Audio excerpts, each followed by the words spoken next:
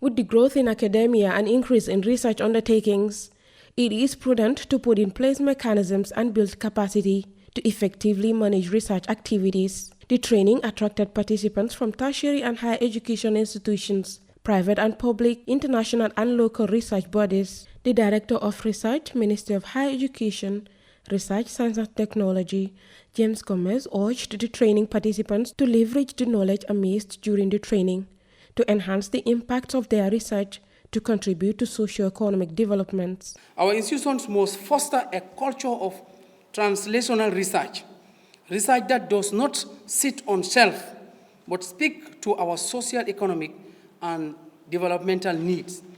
As you turn to your respective institutions, that is the graduates, I urge you to support and guide our scientists to think critically and creatively about how their work will work and how they communicate, as somebody mentioned here, how they communicate policy, how you communicate industry's interests, and most importantly, how it resonates with our cultural context. During the 3-day capacity building training, participants were skill-built on research and scientific communication impacts, research project management, and research contract management for institutions through presentations by trainers, both physical and online. Dembo Kante, president of the West African Research and Innovation Management Association, was one of the trainers. Research has to have impact for society.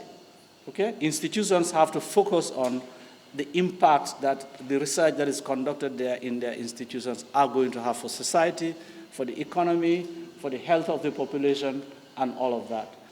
So yesterday we had somebody who came through, elucidated what you effectively do to ensure that the language of science, which can be a little bit complicated for the ordinary person, is broken down into a language that my grandmother can understand. We're leaving everybody to say, this is just the beginning. You go away, network, network, and network.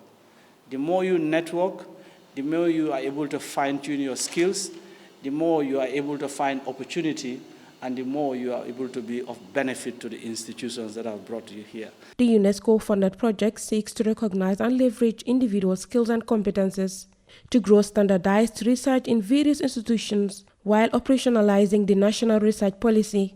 From this training, I would gladly say that our objectives are almost already achieved. I use almost here because I think there is just 2 more activities coming, and I am sure we are highly on track. So by the end of the remaining 2 activities, we would have a high level of success on this project.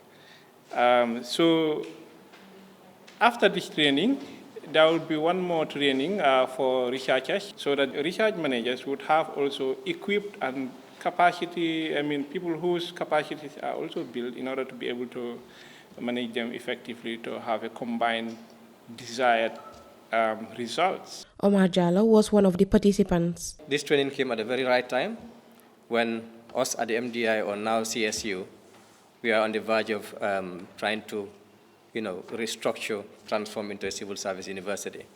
So part of that pathway is to ensure that the new civil service university is transformed into a university to make sure that we are able to serve the public much better. And in doing so, we needed to be doing more research. And as a personnel working on the research and consultancy unit, I'm very much appreciative of this opportunity, organized by the Minister of Higher Education in collaboration with the UNESCO.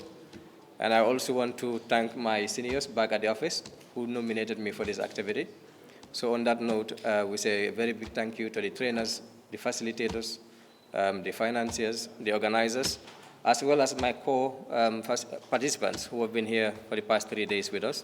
The training targeted research managers and coordinators, and according to officials, another one will be held for researchers to get rid of what is being referred to as lapses on the research landscape.